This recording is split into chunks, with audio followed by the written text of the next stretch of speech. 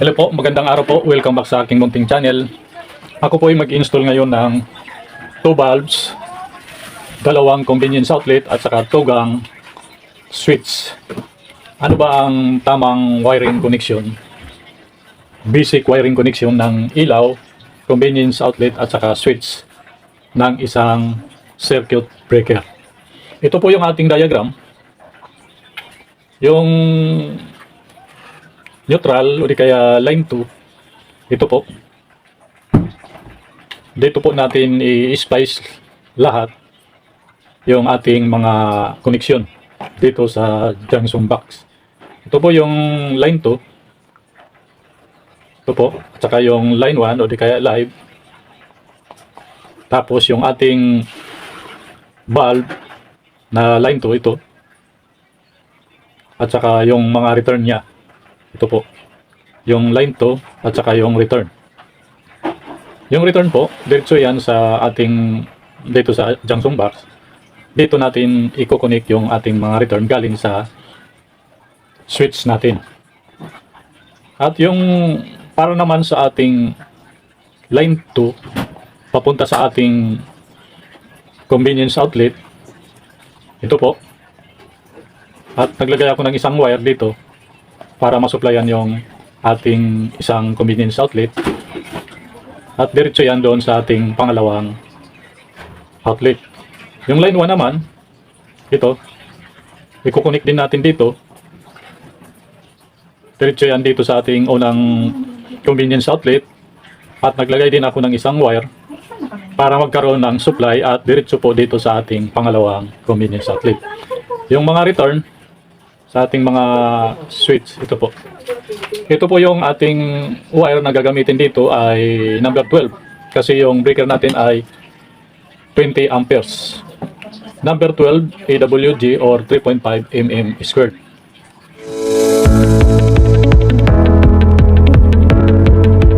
Ito na po yung ating diagram. Basic wiring connection ng ilaw, convenience outlet at saka switch. Ngayon, mag-umpisa na po tayo. Lalagay ko lang muna dito. Yan. Ngayon, mag-uumpisa na po tayo. Ito po yung supply natin. Galing dito. At maglalagay tayo ng mga wire. Unahin muna natin itong bukilya. Ito po.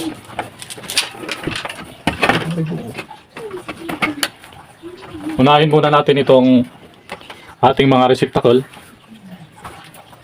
Dalawa po para sa ating valve. Yan.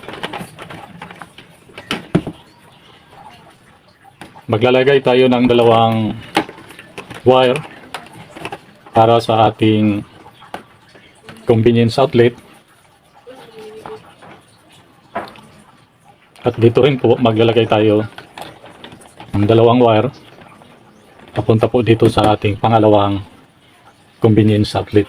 Papunta naman po sa ating switch. Maglalagay tayo ng tatlong wire para sa ating return, dalawang return at para sa ating line 1.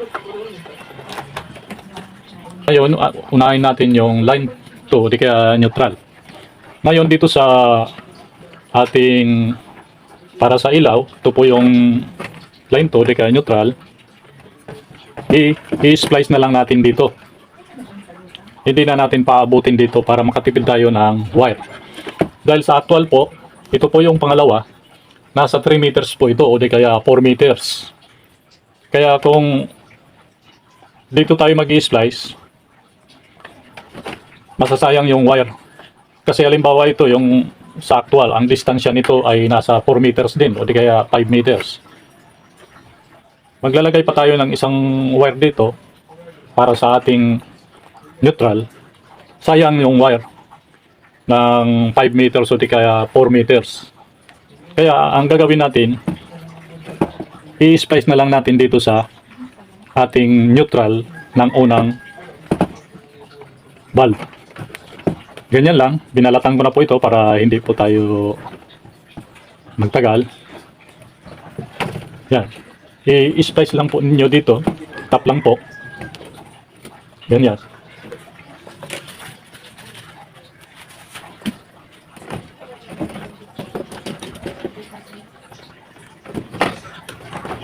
Para po makatipid na po sa wire. I-splice lang po ninyo dito.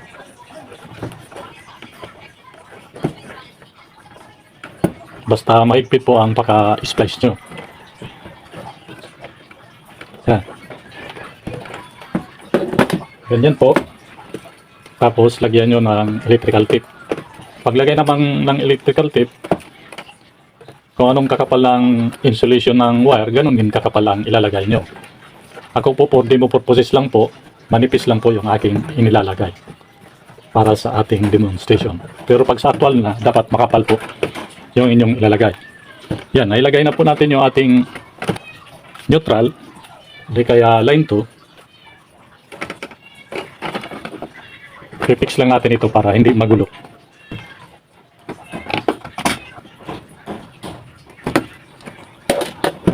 Ang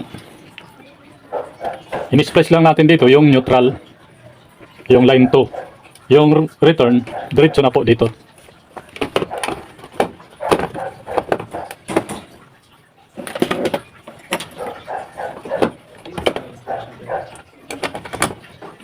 Yan, pinix muna natin itong receptacle para hindi po magulo. Tingnan.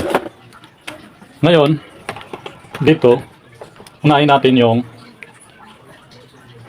line 2, di ka neutral. Ito po, yung galing dito, saka yung galing dito. Ni-splice na natin dito sa unang receptacle, yung line 2 niya. Ito, at saka yung ating supply na line 2, pagsama-samahin po natin ito. Yan. Papunta po dito sa ating convenience outlet. Ito pong tatlong ito, pag sama-samahin lang natin ito.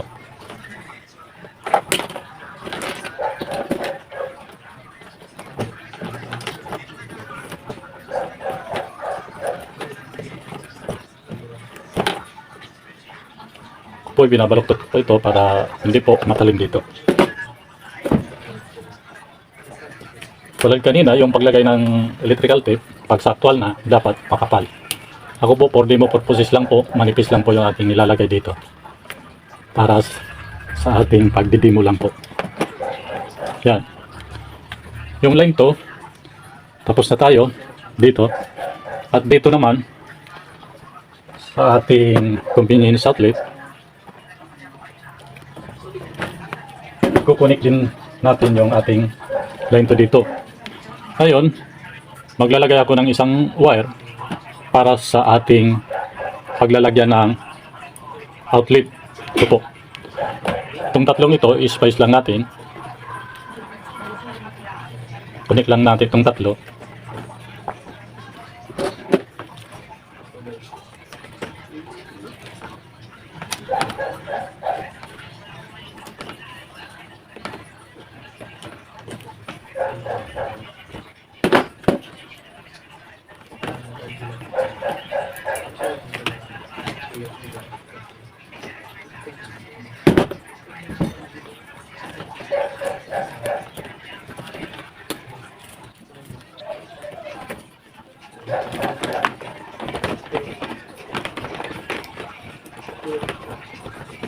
Yan, tapos na tayo sa line 2. Ngayon, dito naman tayo sa line 1. Dito naman tayo sa line 1. Ito po yung supply natin.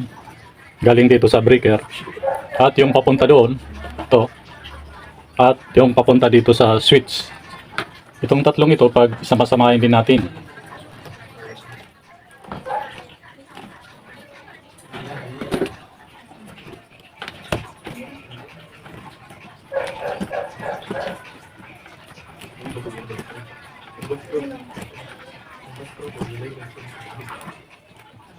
Ang demonstration na ito ay para lamang doon sa mga baguhan tulad ko, para makuhaan nila ng kaunting kalaman. Para po ito sa kanila.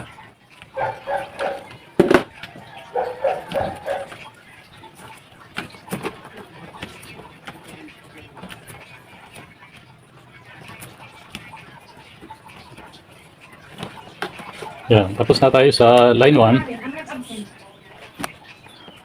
Dito naman tayo sa ating convenience outlet. Ngayon, maglalagay tayo ng isang wire para sa ating convenience outlet. Itong tatlong ito, pag sama-samahin din natin,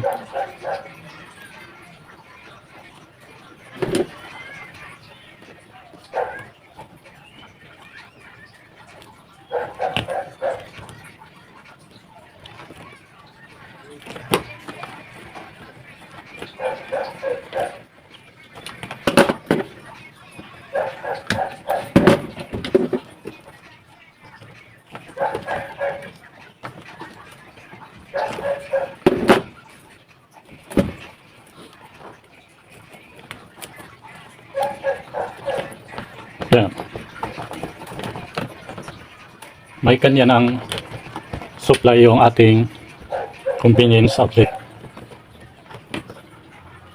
At isunod natin dito yung ating return. Dito po naglagay ako ng tagging. Ito. Kasi tugang switch ang ilalagay natin dito. Kailangan maglagay tayo ng tagging ng isa at saka dito dalawa. Parehas naman yung galing sa ating receptacle. Nilagyan ko rin ng tagging para hindi po tayo malito. Kung i-switch natin yung switch 1, ang iilaw ito. Pag switch natin yung switch 2, dapat iilaw ito. Kailangan maglagay po kayo ng tagging para hindi po malito. Para doon lang sa mga baguhan. Ngayon, ito yung ating may tagging na 1. Ito din yung may tagging na 1 para sa ating bulb 1. Kukunik natin itong dalawa.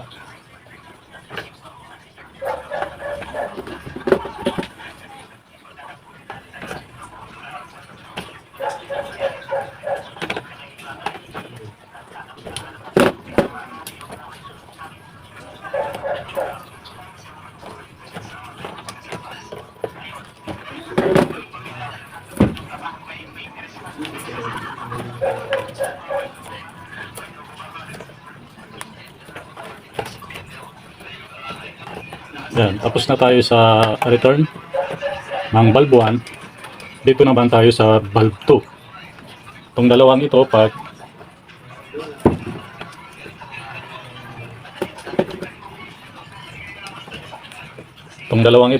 kukunik din natin para magkaroon na po siya ng return.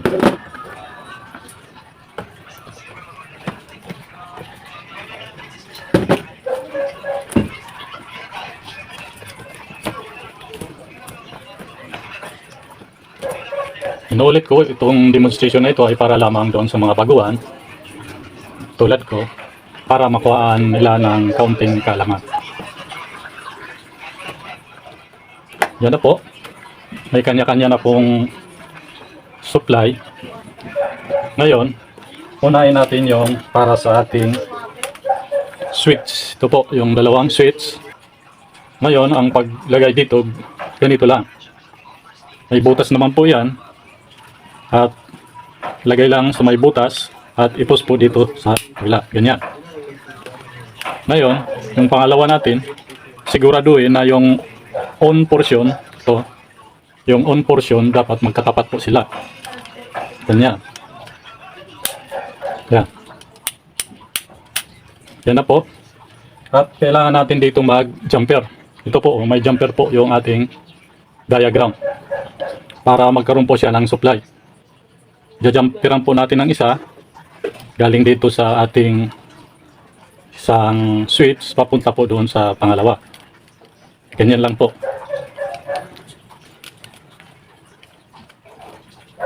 Yan. Kailangan walang nakalabas na copper dito. Ang pag-jumper po, dito po sa off portion. Ito po. Sa off portion po. Ito. Ngayon, lalagay na po natin yung ating line 1, ito. Ito po yung ating line 1. Lalagay po natin dito sa may ginampiran sa off portion. Yan. Kalagay na po. At yung ating return, itong may tagging 1, itong bulb 1, dito po sa unang switch natin. Yan. Dito sa may on portion. Yung return. At ito naman pong pangalawa natin na may tagging 2, dito naman po sa pangalawa.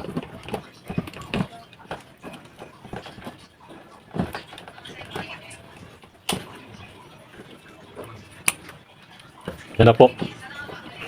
At dito naman po sa ating outlet, mayroon pong nakalagay dito na letter L, letter N. Yung ating line to dito sa letter N. Yan.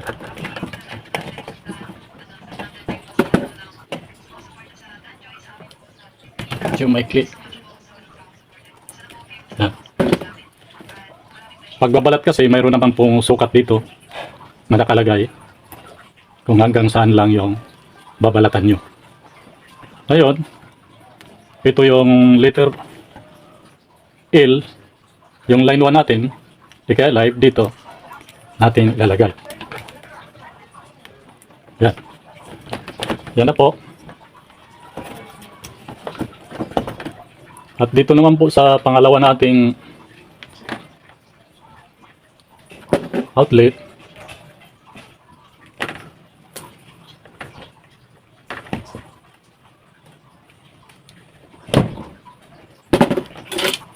ito po, tulad ng dati yung letter N sa line 2, kaya neutral.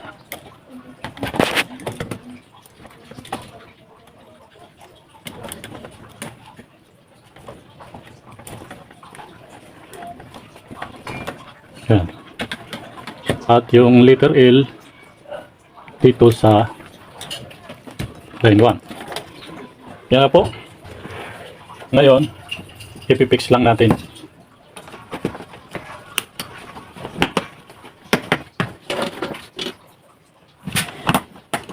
Pantay lang. Yan. Lagay natin yung takip. At dito naman po sa ating convenience outlet, i-fix din natin.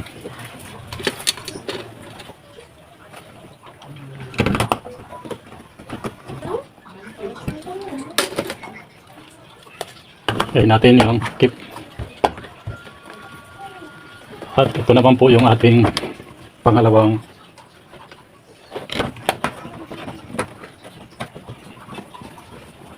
yan, pantay lang. Lagyan natin ng takip. Yan na po. Ayun, ilagay natin yung valve.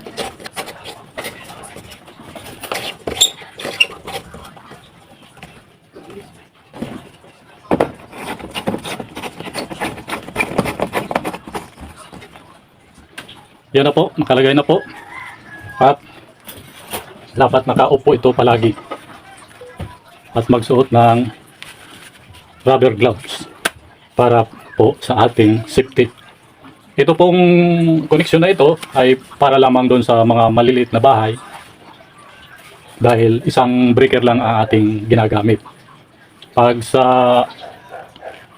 malaking bahay na, dapat mayroon pong panel box at mga branch, yung outlet at saka yung ilaw. Ngayon po, bago natin i-terminate dito, kailangan natin i-circuit test para malaman natin kung mayroon bang mali sa ating wiring connection. Ito pong digital tester ko, i-select lang sa ohms para sa ating continuity. Yan, bumabasa po. Pag nilagay ko po dito sa ating line 1 saka line 2, pag tumunog po siya, ibig sabihin may mali sa ating wiring connection. Pag hindi po siya tumunog, ibig sabihin okay po yung ating ginawa. Lagay ko na po. Short ko lang. Yan. Lagay ko na po. Yan, hindi po siya tumunog. Okay naman yung digital tester ko. Lagay ko po. Hindi po siya tumunog. Ibig sabihin, okay po yung ating connection.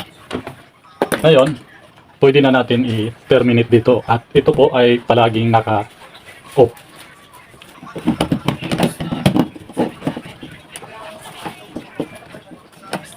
Ito po yung ating line 1. Lalagay ko na po dito.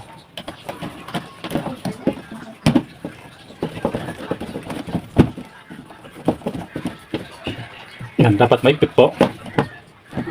At ito naman pong line to.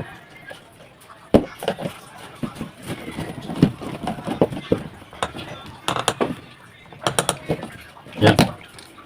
Dapat maigpit po ang ating pag-determinate dito. Ngayon, kukuha na natin ng voltage kung mayroon bang pumapasok dito na voltahe. Select lang sa volts at isit sa AC. Yan. Nakaselect na sa AC at nakasit na sa volts. Kukunan natin kung mayroon bang supply na pumapasok dito galing sa ating service entrance. Kunan ko na po. Yan. Mayroon pong 225 volts. Yan. Ngayon, i-on ko po. Kunan din natin dito sa ilalim, sa ating load side, kung mayroon bang voltahe na tumatawid dito.